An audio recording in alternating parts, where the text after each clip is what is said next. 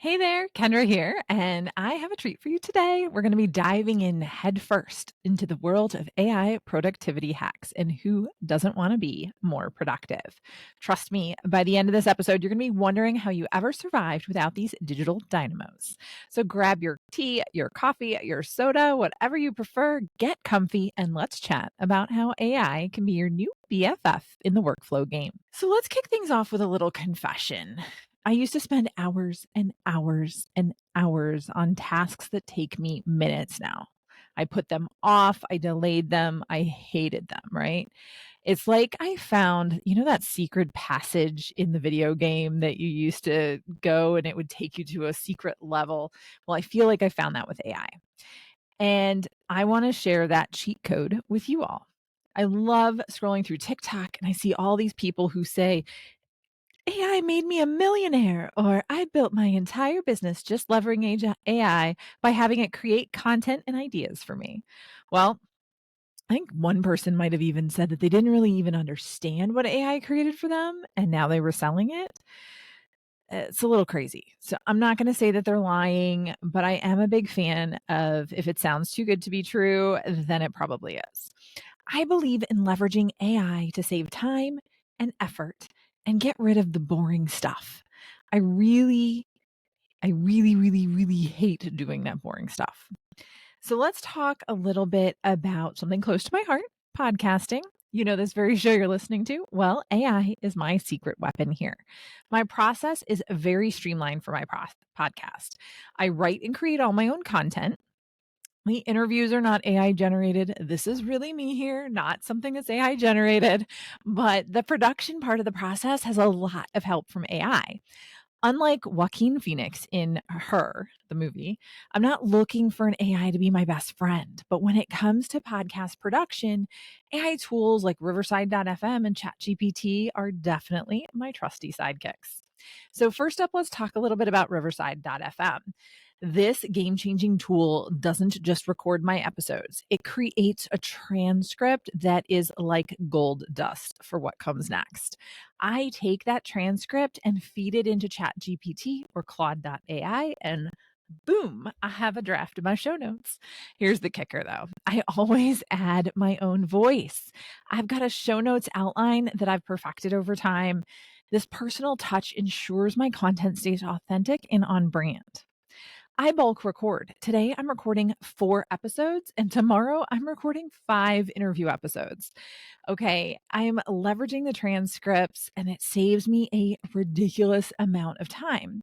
Back in the olden days, like, I don't know, a year ago, I had to pay an arm and a leg for a transcript, or I had to re-listen to the episode. That's a lot of time, even if you listen to it on 2 times speed. Now, here's where it gets really cool with Riverside.fm. It also creates these things called magic clips. I love the magic clips. I can use these across all social media after a little bit of editing because I don't think any of them have ever come out perfect. But wait, there's more. Okay, I love saying that. I take the transcripts of these clips and I use AI to draft social posts, YouTube shorts titles, and descriptions. It's really like having a marketing team that drafts everything for you, or a squad of marketing interns in your pocket that you can leverage. The best part about this is that the AI powered workflow saves me at least 3 hours an episode. That's 6 hours a week because I do 2 episodes. That's 3 hours I can spend connecting with you all, brainstorming new ideas, maybe just enjoying a well deserved glass of wine. Who can say no to that? Now, let's talk images. I'm going to be honest, sometimes using AI for image creation can be trickier and a lot more work than just buying an image that someone else took. And a lot of the copyright rules and regulations around it right now are really gray. So, if you really want to use an AI generated image, you totally should do it. Make sure that you let people know that it's AI generated. I have a few on some of my landing pages, but I make sure that I share the prompts that created that result. Overall, I can spend a lot of time messing around with an image in AI and still be really unhappy with it in the end. But here's a hack I love. Canva's newer AI tools. If you've got your own images and you're looking to create stories or reels, these tools can be a game changer. They're like having a graphic designer on speed dial, minus the hefty invoice. It really gives you a great start on your project and can save you a ton of time. Now, do you remember that you versus the guy she told you not to worry about meme that went around back in, I don't know, 2016? I think it started in 2015. Well, that's kind of like my graphic design skills versus Canva's AI tools. Thankfully, with Canva, I can create images that look a little bit like they were made by the other guy. But wait, there's more. Again, like I said, I love saying that. Okay. AI is not just for content creation. Let me introduce you to some of my favorite AI organizational tools. These all have links or referral tools. If you want to check them out on my Casey's Toolkit page on my website, you can visit kendracorman.com/tools to check these out and more. So let's start with Fathom. This little gem's like having the world's best note taker in your meetings. It listens, take notes, or could even create action items for you. And it does a good job.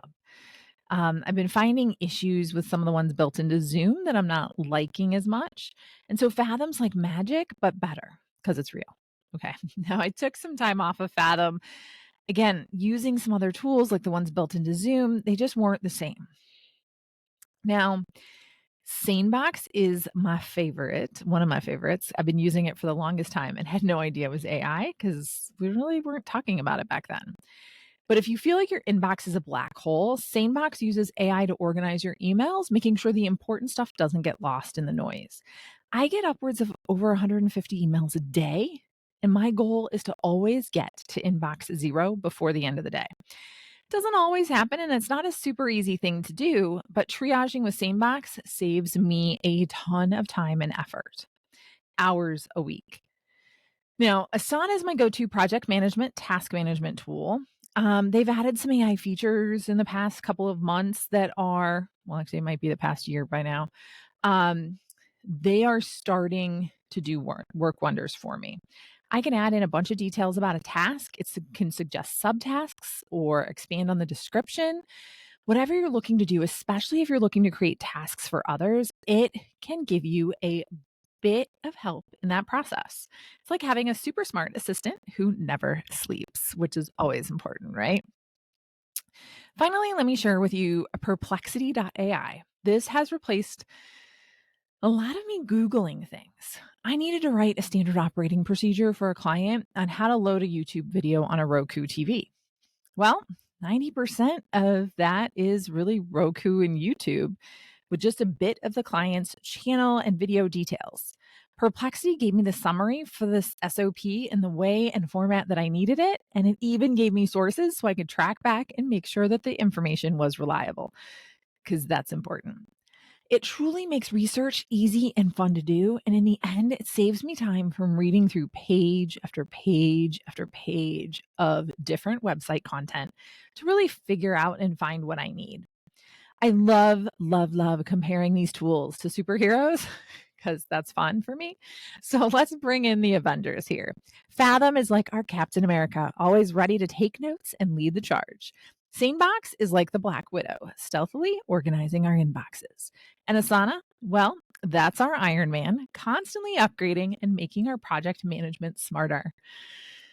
Now, the true benefit of these AI tools, they're all great, right? But what's really the benefit? It's buying back your time.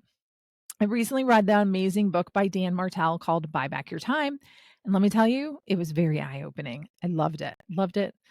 And Dan talks about something called the drip matrix, DRIP. It helps you see how valuable a task is in the terms of money and energy. The goal? Spend most of your time on things that light you up, preferably things that make you money too. But those investment pieces that might not be cash cows yet have potential. And that's where you should be spending your time. All those tasks you hate, like, I don't know, rewatching your podcast episode for the third time to make sure that you know what's in it.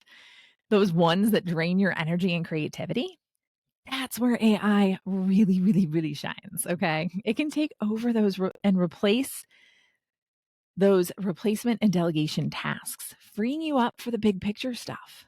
Unlike Marty McFly and Back to the Future, we can't hop in a DeLorean and give ourselves more time. But with these AI tools, it's almost like we're bending the laws of time management. I want you to take a minute and think about where you're spending your time. What tasks do you dread? What tasks do you put off? Or what frogs are you eating first? And how can you offload them to buy back your time? Now, a word of caution. I'm not saying you should try every AI tool out there. In fact, I'd caution against that. I want you to be selective. More importantly, be careful with the data you share. AI is a tool, it is not a magic wand. Now, I'm not saying, I'm sort of hoping that AI is not going to turn into Skynet from the Terminator. But just like Sarah Connor, we need to be smart about how we use these powerful tools.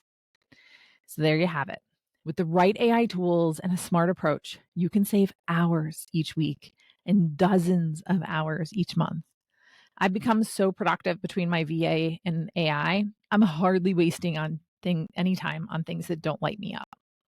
Now, remember, the goal isn't to replace your creativity or expertise. It's to enhance it, to give you more time to do what you do best. Being an awesome fill in the blank here for whatever you're awesome at. Now, here's your homework. I want you to pick one AI tool we discussed today, give it a try.